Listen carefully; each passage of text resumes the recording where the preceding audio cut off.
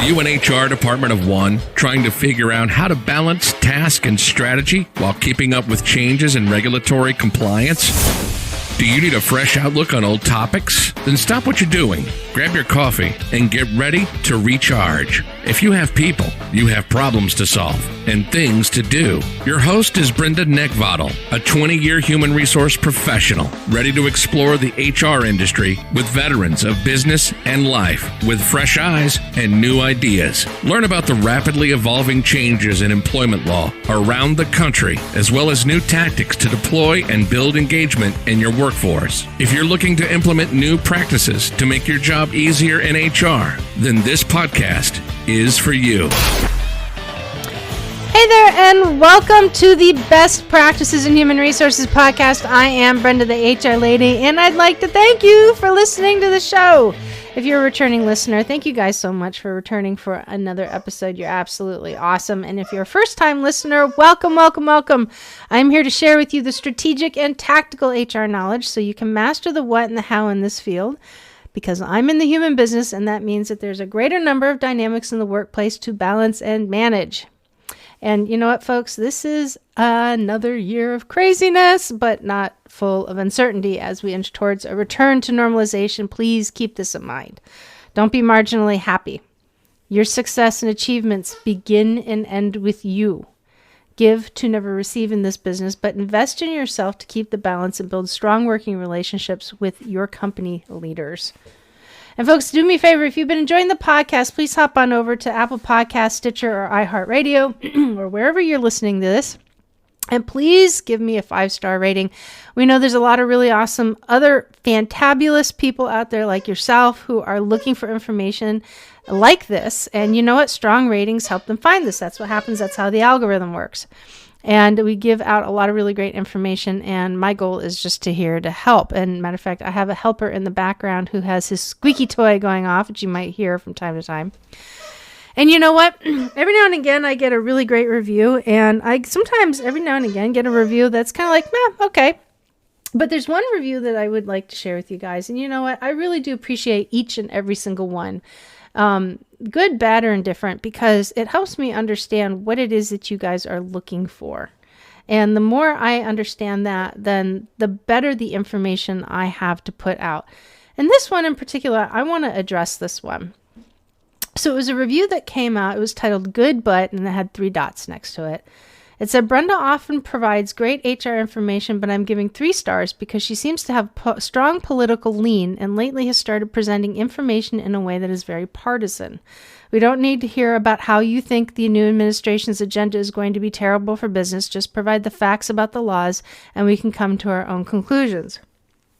So I want to address why I speak on the changes that are happening from Washington and the Biden administration and how it impacts business, why that's important. So as you can see, you know, that was her feedback. I think it was possibly a criticism for being partisan to a political mindset. And the very thing that I don't do is actually share my political opinions publicly. I don't even share them with my closest friends. And so there are a lot of changes that are coming back. And my job is to help you guys figure out, get you thinking about these things so that you're ahead of them and not behind them. Because when you're behind them, that's when you guys get into trouble. That's when you have problems. That's when things get crazy and weird. And we already have enough of that last year. So I'm going to give you an example of why I do this.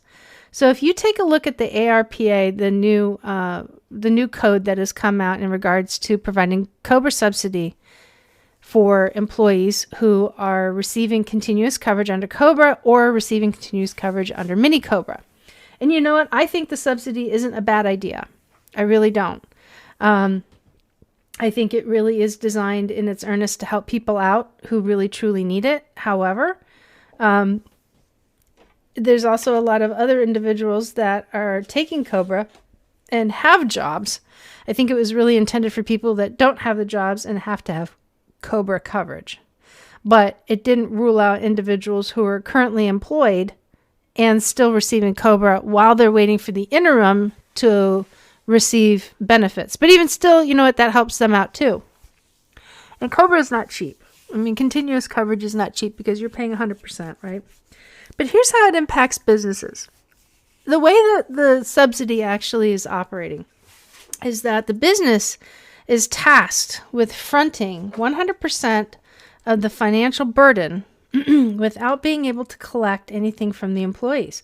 Well, you know what? Depending upon the circumstances and depending upon how many employees are currently out on COBRA, and depending upon the cost of those individuals, and depending upon the current state of the business, you know, that's going to impact cash flow, which also impacts payroll. It also impacts the company's ability to pay bills. If they're a manufacturing facility, it hinders their ability to actually, provide supplies and materials for the very things that they have to build as they're selling them out the door. So again, as I said, it depends on the circumstances. But having to put a small business with 25 people, 25 to 30 people, and having several individuals who could potentially be out on COBRA, suddenly put the burden of that cost on the employer to carry, and they can't miss their benefits payments. If they miss their payments, they risk losing benefits for everybody. So it therefore becomes a potential cash flow, because that is a very harsh burden to put on top of a small business in order to carry that until they can apply for the credit, which will come in a quarterly event. So you know what? There's some good change in that, but then there's also some stuff in there that's putting burden on a vast majority of people if they fall under that. And that's the kind of stuff that I talk about. It doesn't matter whether I approve of it or not approve of it. Okay? There's a lot of things that this administration is changing that, whether you believe or not, whoever it is from Pennsylvania, because I am too, I'm telling you right now, these things are going to impact you as well, and they're going to impact your ability to move forward. And that's kind of what we're talking about today. All right. Union neutrality agreement. Oh, I can't even say it. Union neutrality agreements for government contractors and their inability to meet compliance and legal requirements are going to be impacted if the same body of government decides to go ahead and 86 an employee from the property for whatever reason. And I'll tell you what, they do it, and they do it every day. The government, if you're a government contractor and your employee does something or is suspected of doing something, that government doesn't care. They will offset your employee from the property, and it's your problem to figure out. Remember, the same body of government that puts you in a position that tells you that you have to abide by a law is the same body of government that's going to put you in a position to violate it. Now, I've been teaching employers, including my past employers, on how the changes of every president can impact business. Every single one. I've been doing this for 23 years. And I've seen what happens firsthand. You know, I've worked for 5 Fortune 500 companies with access and privilege that very few people would ever experience. And I've consulted to over 500 small businesses and leaders. I know my followers' demographics, and it's predominantly small businesses, the people that are listening to the show. And I've seen way more in 10 years than most HR pros will ever see in their entire career. And I've watched the faces of 125 employees when they learn that they aren't getting a severance package because the company can't afford it, while they are reading the very same mass termination letters that I've had to help draft for my clients because the business couldn't survive. And in one case, that was done because of the local government. All right. Partisan. The definition of partisan is a strong supporter of a party, a cause, or a person. And you want to know where my partisanship is? My partisanship is with you. You guys. My partisanship is with the HR champion working as a department of one in a small business. My partisanship is the 49% of small businesses, because they are the backbone of this economy, and we would be in ruin without them. I'm a business professional who understands how change from every president, not just this one, not the last one, or the one before, or the one before him, how they impact business, they impact cash, and they impact the ability to pay and provide for employees. Now, my comments and what I educate you on is for the benefit of you. And if you're not taking a hard look at how these changes from any past president and future president are impacting business, then I suggest you clean out your filter and you open your aperture and you start paying attention, because when you sit in that HR seat, you have skin in the game on the impact that you make in the very company that you work for, just like I did. And the stuff that we're talking about today is far-reaching implications than what we have ever seen before. And I'm telling you right now, you better be ready for it, because it's going to impact your culture. It's going to impact how your managers are capable of managing their employees. It's going to impact you on your ability to effectively discipline your employees. It's going to impact CEOs, and it's going to really make them worry about how they can protect proprietary information. So that way they can be competitive in the marketplace, they can keep businesses open, and then they can keep bringing payroll in to people who need to work.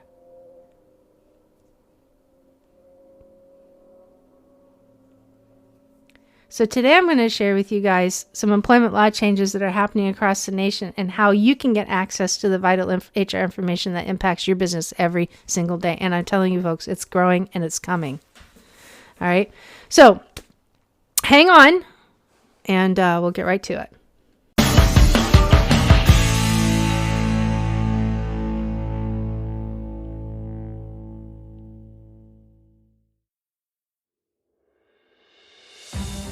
There are approximately 2,500 members of the U.S. Special Operations community who transition out of active duty military service every single year. The Honor Foundation has dedicated its mission to serving these elite individuals on their journey to prepare for life once they take off the uniform. In the past few years, we've begun our own journey to reach this number, launching 3 physical campuses in San Diego, California, Virginia Beach, Virginia, and near Wilmington, North Carolina, along with a virtual campus to reach members of the community anywhere on the planet. I spent 26 years in the Special Operations community as a SEAL. I graduated from THF's program, I served on the board of directors, and now I'm proud to lead this organization into the future, to continue assisting these transitioning service members and their families. Our dedicated team, our world-class program, and our incredible tribes of supporters are standing by to help THF alumni and future fellows, and are committed to providing the best possible support system and resources to better serve this community.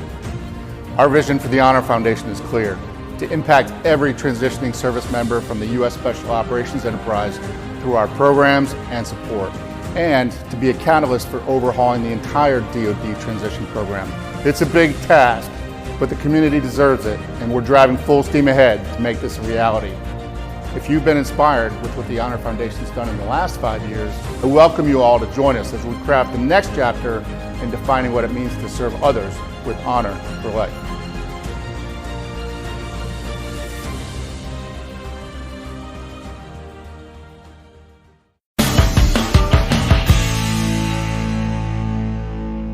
So a lot of what we talk about here today are in fact changes in what's happening in the scope of human resources that impact your business. All right. This is very much a business acumen room. Okay. This is all about what's going on in business and how your people challenges, how the people side of your business is going to impact your bottom line. All right. For better or for worse. This can go both ways. All right. So before I get started, though, I want to give a shout out. We don't have a single new person in Clubhouse in the room. Wow, that's awesome. But I want to say hi to Jen. It's good to see you. Kismet, good to see you again. I've seen you around. Jennifer, Martin, always good to see you. And we got some new folks popping in. All right, so what is going on in the world? We're going to get at it. Like I said, you can go ahead and follow me over at BrendaTheHRLady.com.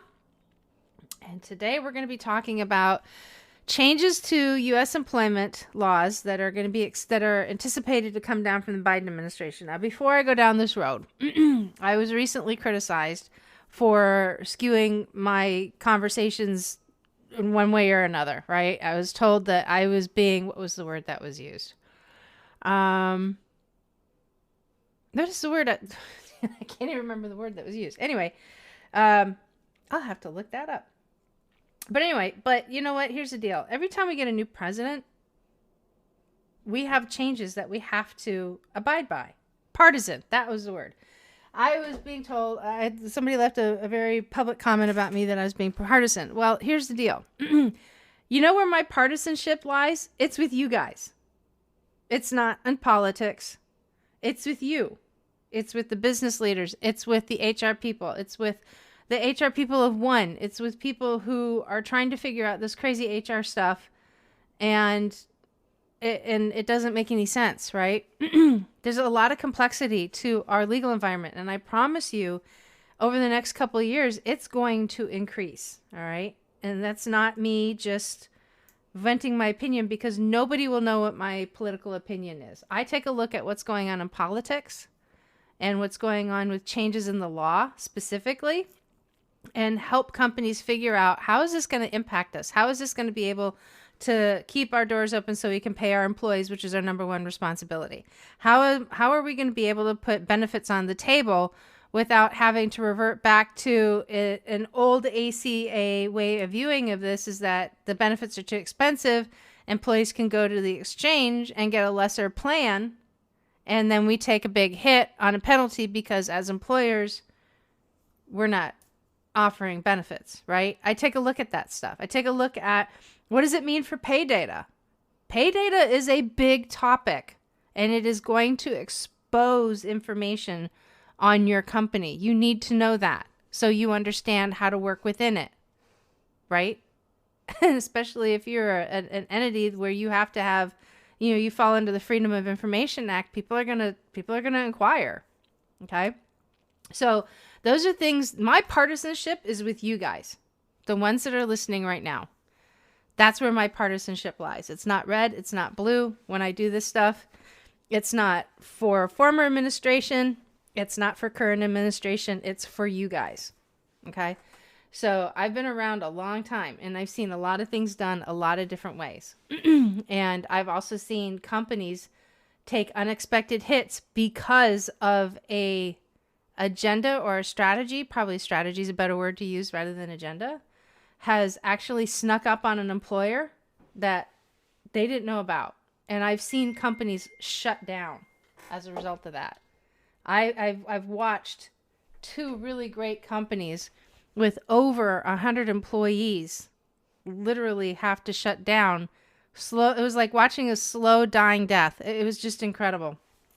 One was very quick and one was very slow. But I've seen more companies shut down as a result of it, but two really stand out because they just simply didn't know. They didn't keep their eye on the ball. So that's what we're here, and that's what we're doing. Okay.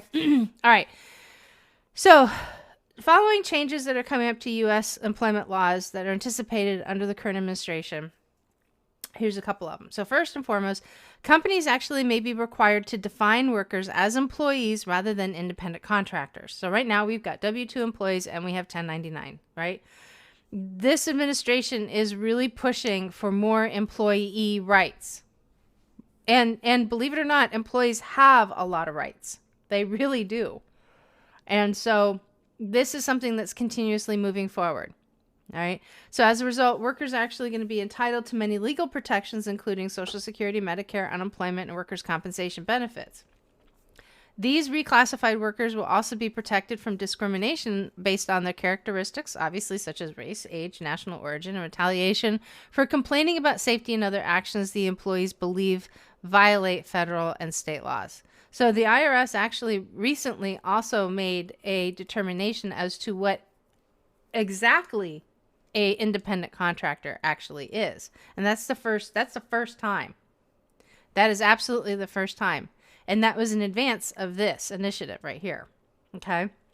So that is a sign that things are moving in a specific way. Having great business acumen in HR is not always about the numbers. It's also about watching the trends in legislation that will inevitably impact the numbers. Because if we don't have independent contractors, then anybody coming into the work, that increases the cost for the employer's bottom line. And honestly, where it's going to impact people the most is small business. Those costs are going to go up. And inevitably, people are going to have to charge their clients more. And they're going to have to scale back on what they're capable of providing for their employees, right? that happens because there's some businesses that it doesn't make sense to increase cost or increase prices because cost increases. Some companies they can price themselves right out of business if they do that. Okay. So that's something to be mindful of. The next thing, companies also should expect many changes to the content of their company policies. Now, this is new territory here. And I've got something else that I can share with you as to why. So, for example, new laws may also allow employees to use cameras in the workplace, to talk with newspaper reporters about their companies, and make certain statements on social media platforms such as Twitter, Facebook, and TikTok. Now, how many of you are like literally picking your teeth up off the floor who have been playing in this field for a while? I know I did. And here's the reason why. Okay. So there was an article that was written out by Littler Mendelson PC, which is a law firm, Littler for short. And the title of it is called, "Are You Prepared for the Return of the War?" on the Employee Handbooks. And it talks about how the National Labor Relations Act governs private sector employees on what can be said and do with respects to employee concerted or group activities, right? Concerted means more than one person, and whether they are represented by a union or not. And this includes scrutiny by the National Labor Relations Board of workplace rules and various policies that could interfere with employees' rights. So in September, our president campaigned that he was going to be the most focused labor president the U.S. has seen. And that was in September. That was featured in a Forbes article. Trust me, it's happening. It really is. Okay. Again, it doesn't matter if you like the guy or not. It really doesn't. But this is where we are. Now, there was a shift in board members, and there was a while ago, there was, how do I want to say it? So when you're looking at policy and you're looking at creating handbooks and stuff like that, there are certain things that the board actually rules on, okay? And there was a determination back in December 2017 where employers have really enjoyed what they felt was considerable flexibility concerning rules and policies under what was called the board's test in the Boeing company, okay? So they evaluated all of that under this preview called the Boeing company. And this is open source information. Now, that decision replaced the board's prior standard under what was called the Lutheran Heritage Village Livonia, which ruled that an unlawful chilling effect can occur whether employees would reasonably construe a workplace rule to limit their protected activities. Okay. So there's a lot of argument going back and forth. Now, rules have actually commonly resulted in enforcement actions under the Lutheran Heritage, which actually should be reviewed and current rules and policies assessed against them. Now, consider in addition to the rules issued in another ruling, other types of rules the board regularly found unlawful under the Lutheran Heritage Standard. Some of them have included rules that have a tendency to restrict employee advocacy, such as requiring civility or courtesy or prohibiting offensive, insulting, and even harassing behavior that is not based on anti-discrimination considerations. Rules that may limit protected complaints, such as prohibiting negative, damaging, critical, or disparaging statements about the employer, the workplace, or the coworkers. Rules restricting lawful protest activities, such as rules prohibiting uncooperativeness, oh my gosh, that was a mouthful, failure to follow instructions, walking off the job, or similarly, I can never say that, or similarly disruptive behavior, okay? Rules that punish inaccurate reports or complaints, such as rules prohibiting false statements to management. Rules that limit conduct, particularly outside of work, that may be controversial or perceived as contrary to the employer's business interests, such as rules prohibiting disloyalty and broad conflict of interest policies. Rules that prohibit the use of employee intellectual property and copyrights, even for fair uses, or prohibiting self-identification as an employee. Rules restricting political activities that may have a nexus to workplace issues. Restrictions on avenues for complaining, such as exclusive reporting procedures, approval requirements for public statements, and limits on communicating with customers about the workplace. Rules restricting access to the workplace, such as anti-loitering rules and access restrictions for off-duty employees, and rules that limit employees' rights to share information about their wage, hour, and employment terms, including broad confidentiality provisions and rules treating handbooks or policy manuals as confidential, and rules restricting the sensitive or personal employee information. Yeah, that's a lot, right? So employers actually, what Littler is suggesting is that employers would be wise to consider whether their current policies and handbooks can actually withstand scrutiny under the board's pre-Boeing standard, and if not, whether those policies and handbooks should be revised to actually meet management's goals while avoiding condemnation by the board. Holy cow, right? Everything that anybody has, if you've been in HR long enough, you know that these things are, they're important, right? It's the foundation of what we do, as far as upholding policy and all sorts of stuff. So, and CEOs, look, you guys rely on us to be able to understand and know this. So this is a critical piece of information that we have to really watch because the NLRB is really ramping up in ways that are not commonly known. And again, it's not criticism. This is all about preparedness, right?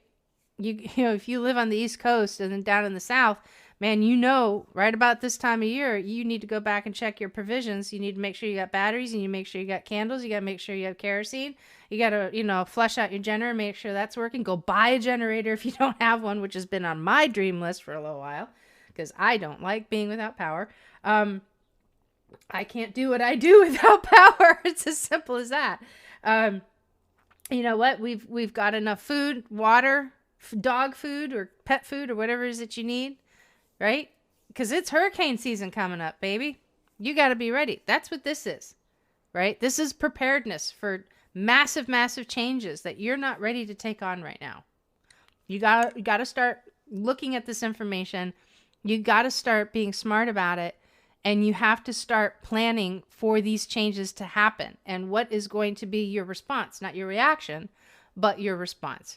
Well curated, thought out action plan that meets both that delicate balance of doing what's in the best interest of the employees and doing what's in the best interest of the employer. It's coming. I promise you, it's coming. All right. All right. Here's another one. Pick your teeth up, or you can leave them on the floor because you might drop them again. Employees may be given the right to use company-owned email systems to act together to ask for increased wages, to complain about supervisors, and organize into a union.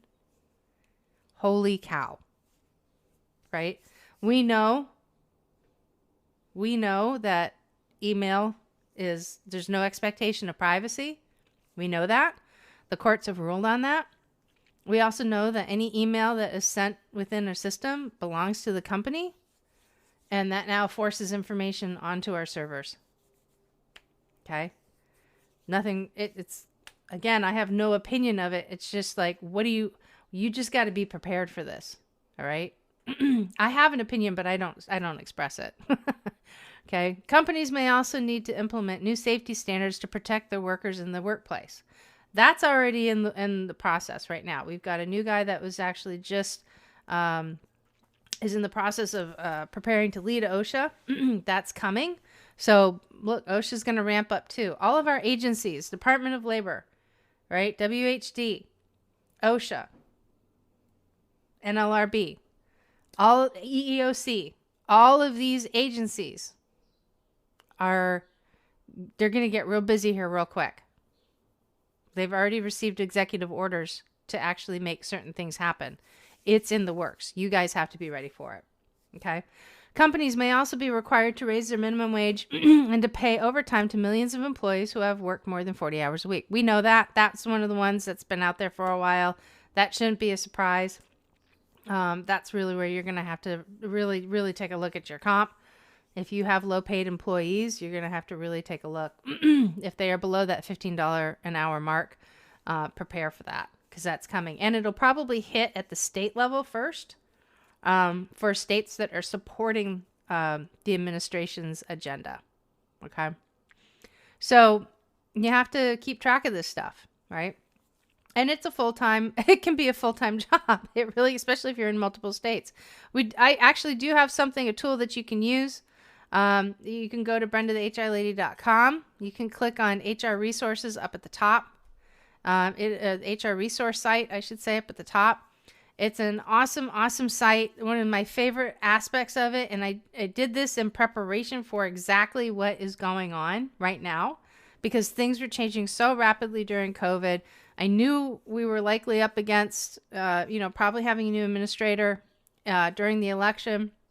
And so we put together in the HR resource site a function that streams in over 100 articles from nearly 70 resources every day. And it includes 6 major employment news categories, such as COVID updates, employment law, legal updates, litigation, collective bargaining, unionization, affirmative action, EEO and reporting, OFCC updates, OFCCP updates, especially for those of you who are government contractors, and disability. But it also covers almost the majority of every state. And that's a lot of information, right? It's awesome. I absolutely love it. So we have the service. There's also HR tools. There's case notes. There's an invite for you to go ahead. If you want to, join me every Tuesday at 4 p.m. to go ahead and recruit on Clubhouse, you are more than welcome to do so. We've actually made some connections already. It's really great. And then there's videos, government contracting. There's all sorts of really good stuff on there. It's only $9 a month. And when you join, you become my VIP, which means that you get the best of me. We can invite you into a private Facebook group where you can go ahead and, participate in special events that my other group at the Next Gen Women in HR group, they don't get, because I love them, but my VIPs get the best of me. So you guys get advanced information, pretty cool stuff. So that's $9 a month. That's less than what you spend a week in coffee. So it's just something to consider. Okay, enough of that. All right, here's another trend that I want to talk to you guys about. All right. Pay equity and wage data collection is on the horizon. Illinois is the newest state to come in and really tackle this. All right. So if you're in Illinois, listen up. Illinois amended the state's Equal Pay Act of 2003 to include additional reporting requirements that are targeted identifying gender and racial pay disparities. Now, a while ago, during, what year was it? I want to say it was 2015. Yeah. We were expecting, if you may remember this, that there was this big thing. So for those of you who are at the size where you have to file EEO1 data, and for government contractors, there was also going to be a Section 2, which actually required you to create this really complex report and break data down by gender, other different types of characteristics, and submit that to the Department of Labor. That actually was suspended in court and is no longer permitted. But I guarantee you, this is going to start coming back up again. It really will. This administration is going to probably make another run for it because pay data is on their mind. They may go back and revisit or kind of like when something doesn't succeed, you go to plan B, right? Or you revamp a plan. More than likely, we're probably going to wind up having to look at more pay data. Okay. So you guys as, HR administrators, HR generalists, champions, professionals, be ready because you're probably either for your state or federally or both are probably going to have to start putting in pay data. Okay, so you're going to want to start researching that for your specific state to see what's going on with that. Employers, listen, if that's a concern of yours, now is the time to actually speak to your representatives because, I'll be honest with you, for government contractors in the government contracting field, if you get hit with a FOIA request, which is a Freedom of Information Act request, and people want to know what your salaries are, especially if you're a public entity and a government contractor, well, guess what? You may very well have to move forward with that. I worked for a company that was exactly that, a public entity and a government contractor. We got hit with a FOIA request for pay data, and it had to go out. There was nothing that we could do. Nothing we could do, which could potentially compromise, your strategic and competitive advantage in your own market, right? Which in the long haul, at the end of the day, impacts your ability to bring in more business, which impacts your ability to pay your employees and keep your doors open. That's a company's number one responsibility, is to make sure that payroll can be met. And so more things like this kind of make that a new challenge for everybody. Okay? All right. So under the act, and this is actually what Illinois is doing is not much different than what President Obama in an executive order had issued in regards to pay data, right? So I'll just give you some information here. So basically this applies to any private employer with more than 100 employees in Illinois that must obtain equal pay registration certificate from the Illinois Department of Labor. Employers must obtain the certificate within 3 years of the amendment's effective date, and then every 2 years after that. So basically by like March 23rd, 2024, for example. Okay. So to apply for the certificate, the employer must submit $150 filing fee for the employer's most recent EEO and report of all employees from the past calendar year separated by gender and race and ethnicity categories that are reported in business most recently filed for the Employer Information Report EEO1, and report the total wages paid to each employer during the past calendar year. Now, the employer must also submit what's called an equal wage compliance statement. Now, this is very similar to what I was talking about in the part 2, okay? And it has to be signed by a corporate officer, a legal counsel, or authorized agent stating that the employer is in compliance with Title VII of the Civil Rights Act of 1964, the Equal Pay Act of 1963, Illinois Human Rights Act, the Illinois Equal Wage Act, and the Illinois Equal Pay Act of 2003. The average compensation for females and minorities and employees is not consistently below the average compensation as determined by the rule by the United States Department of Labor for its male and non-minority employees within each of the major job categories. And that has to be stated in the employer's EEO and report after taking into account factors such as length of service, requirements of specific jobs, experience, skills, effort, responsibilities, working conditions of the job, and other mitigating factors. Holy cow! I'm telling you, you need to be on top of this, right? Employees are not restricted to particular job classifications on the basis of sex, nor are retention and promotion decisions made with regard to sex. An employer corrects any wage and benefit disparities as they are defined. And by the way, here's a little tip for you guys. If you accidentally didn't pay an employee for overtime and you correct it within your safe harbor provisions, guess what? An employee can still go after you, even though you paid it and corrected it, even though you were in your safe harbor provisions. How often the employer evaluates wage and benefits to ensure compliance with Title VII of the Civil Rights Act of 1964, the Equal Pay Act of 1963, and the Illinois Human Rights Act, the Illinois Equal Wage Act, and the Illinois Pay Act of 2003, and the method that is used by the employer in setting compensation and benefits includes market pricing, prevailing wage or union contract requirements, performance pay, internal analysis, or alternative approach that employer must then describe. Look, this is a trendsetter. I promise you this is a trendsetter because that's what's happening. States that are on board with these kinds of things are making these changes. They're implementing these changes. And then, the various agencies that are under the guidance of the White House come back and say, hey, listen, this state's doing this state's doing this. Now we've got a case study that we can pull from. And then they open that up. First, usually what they do is they actually tackle government contractors because to do business with the government, you have to abide by stricter compliance in a lot of different areas, and that's an area that I play in. In addition to that,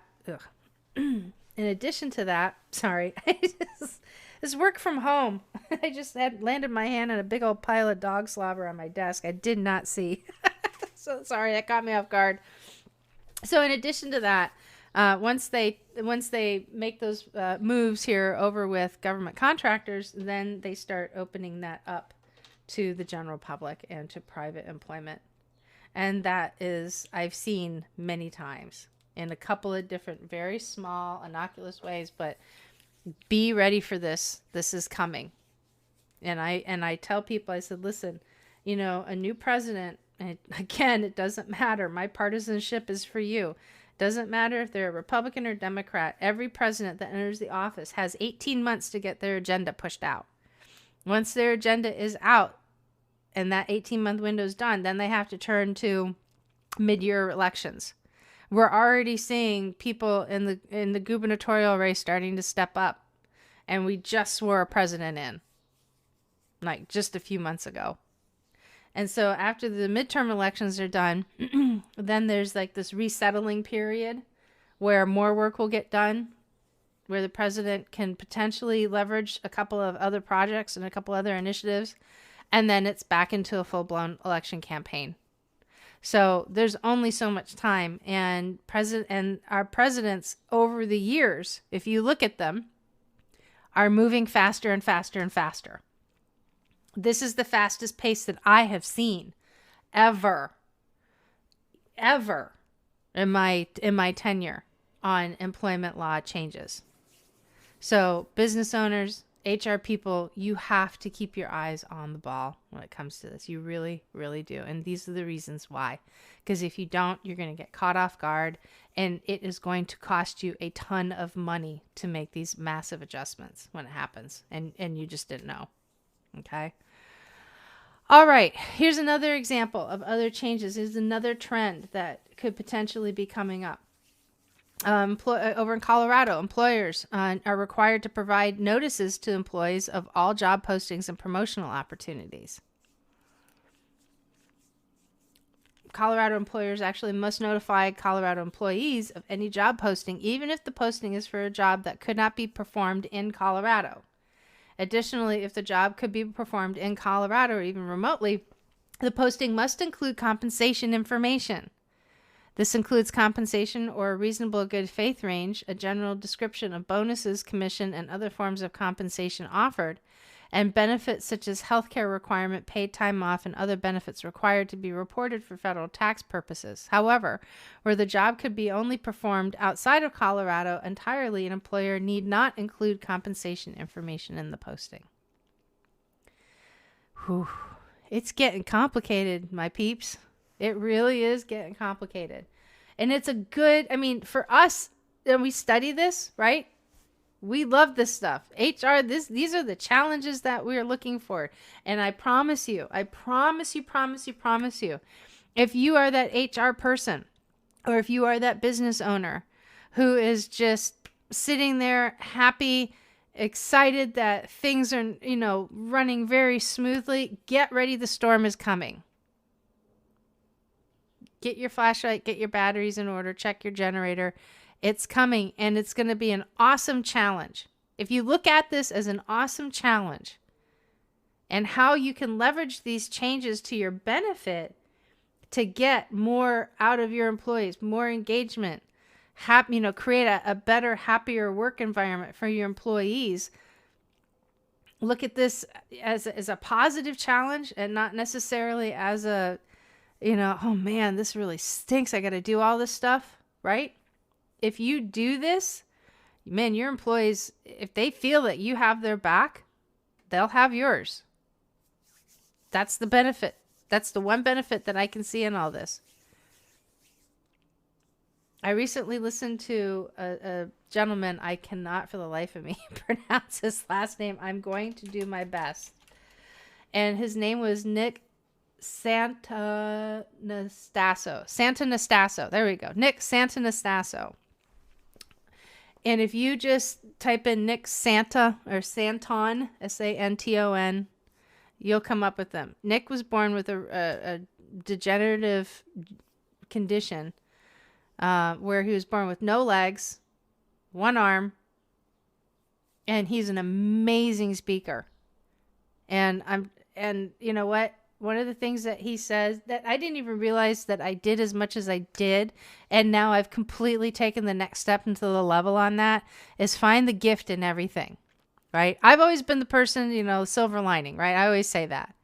But now I'm looking at this. So I'm looking at all these changes and trying to think, oh my gosh, this is like overwhelming.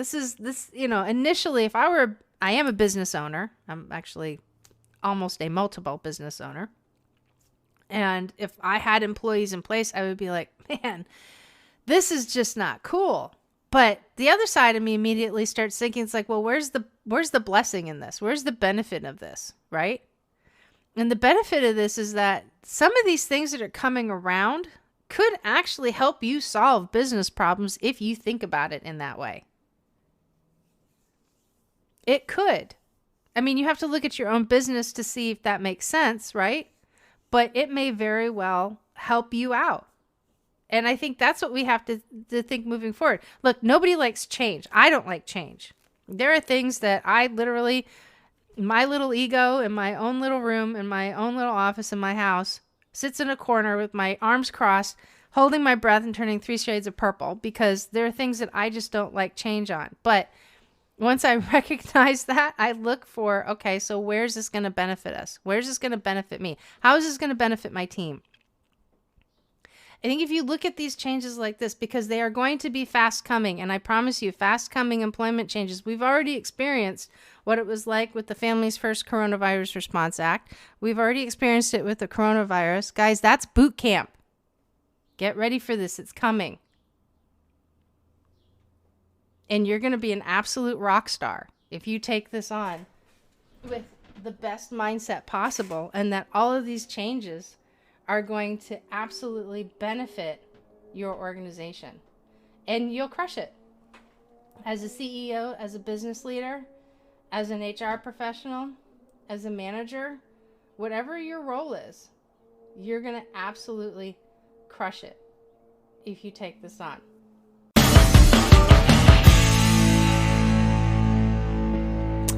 So if you've been listening for a while, you know that I love to give you something that will help you improve the quality of your life. It'll help you improve, your ability to actually fight COVID off. And you know what? One of the things that I really want to continue to share with you guys is the benefit that I receive from using Naked Warrior Recovery CBD gummies. Now, understand, I don't get paid for this, right? This is Will, the owner of the company, is a friend of mine. It's good quality material. It helps me sleep at night. And I mean, I'm up at 5 a.m. I'm working until 10 o'clock at night, 3-4 days out of the week, and I crank. And by the time I get done, I can't stop thinking. And I'm all ramped up. I'm all excited. There's a lot of good stuff going on. And there's a lot of stuff that, quite frankly, as we heard in today's episode, it's a little scary.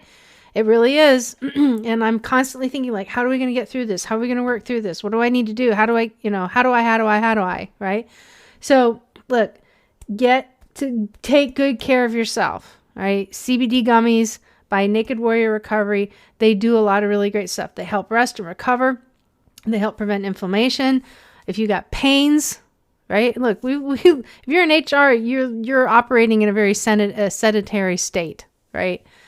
Circulation, that can be an issue, right? So, look, your feet tend to swell up. Look into it. If you have questions, you can go ahead and hit me up. You can DM me. You can actually follow me on any of my social platforms. You can follow me at Brenda the HR Lady. And there's always some really great information that's on there. And you can also follow Will at Naked Warrior Recovery on Instagram, and also just by looking up Will Branham. If you have not yet gotten your copy of the HR Planner, we still have inventory in place. We're ready for the rest of the year. So you know what? Go ahead, get yourself focused. Don't miss another deadline. You can find the HR Planner over on the website at brendathehrlady.com by clicking on shop at the top. And you can go ahead and purchase your copy today. And while you're up there, check out what's going on with the HR resource site as well. That is where you can become my VIP. That's right, my VIP, my VIPs. They get a lot of really extra special treatment. We're going to actually start doing some regular weekly things in the VIP closed Facebook group that comes with it. But the HR resource site itself is loaded with information. And look, states are piling on the legal changes. Piling on, and it's getting complicated. We've got nearly every state having some form of streamed in information and legal updates. So that's a really great, especially if you operate in multiple states. We've got information, updates on what's going on with COVID, legal updates, what's going on with COVID, legal updates, what's going on litigation. We got updates that's going on unionization and labor, as well as stuff for government contractors and disability and a whole bunch of other things. And it is just loaded with information. We have roughly about 100 articles that are published at any point in time from 70 different resources. And when you're in there, it'll give you the most recent version, and it updates on a daily basis. So one of the disciplines that, if you haven't started doing this in your HR career, is get into the habit of reading something every day, even if it's just the headlines, because the headlines sometimes will be able to keep you updated, at least in the know that something is changing. But you definitely want to follow what's going on, more so with the states, because each individual state is really ramping up the employment laws. Okay. Not really quite sure what that trend is. I'm suspicious of it, but I don't know for sure. I don't know what's going on, but I've never seen anything like this in my career at all. So it is incumbent that you guys, even though, yes, diversity and inclusion is important. Yes, talking about social responsibilities of today's world, absolutely critical, important. But I'm going to tell you right now, you also have to be equally and as passionate about compliance as you are all the other fun stuff. I know that's not really what everybody wants to hear in HR, but it's true, because that stuff is changing. And if you are not staying on top of it, you are going to be under it. And I don't want you guys to be in that situation, right? So this website, look, you invest in yourself, $9 a month, you become a VIP. Where can you go and become a VIP for $9 a month? You spend more in coffee in 1 week than you do at $9 a month. So it's an awesome program, loaded with tools. We constantly are making changes and updates to it. The news is changing on a regular basis. It is well worth the investment, and we've got people jumping on board left and right, and it's really great. And you can help us build the VIP community, which is going to be really exciting. All right, folks, listen, thank you so much for joining. Thanks for listening in. I'm sure you've got a lot of things that you're going to be thinking about here in the next couple of weeks and watching what's happening in the news. I strongly advise that you do so. I'm going to do everything I can to help keep you guys up to date. You can also find me over on Clubhouse, where we talk about this stuff. Matter of fact, the episode was actually recorded, my recorded session from Clubhouse last week when the news broke on this, and I wanted to make sure that we passed it on. And so that's what it is. So if we get any other really good stuff, then I'm going to continue to go ahead and record those Clubhouse sessions and push as much information out to you guys as possible. I'm going to be actually back on the road again, so you're probably going to wind up getting that on the spot, on the fly type of format that I've been doing lately, just because it's busy. And you know what? It's actually kind of fun doing that stuff. I kind of really enjoy doing the impromptu type episodes. That gives me a chance to really kind of, when I travel, I get a chance to really clear my head, because I don't have the whole world like trying to find me and just do all the things that the rest of the world does. So anyway, look, guys, take care of yourselves. Really take care of yourselves. Take care of yourselves, because it's going to start getting wild. It really is. So hang in there. Y'all are doing a great job. If you haven't had anybody tell you that you're doing a good job lately, hear it from me. You're doing awesome. You're absolutely doing awesome. Believe in that and just keep plugging forward. And we'll talk to you guys next week. Have a good one.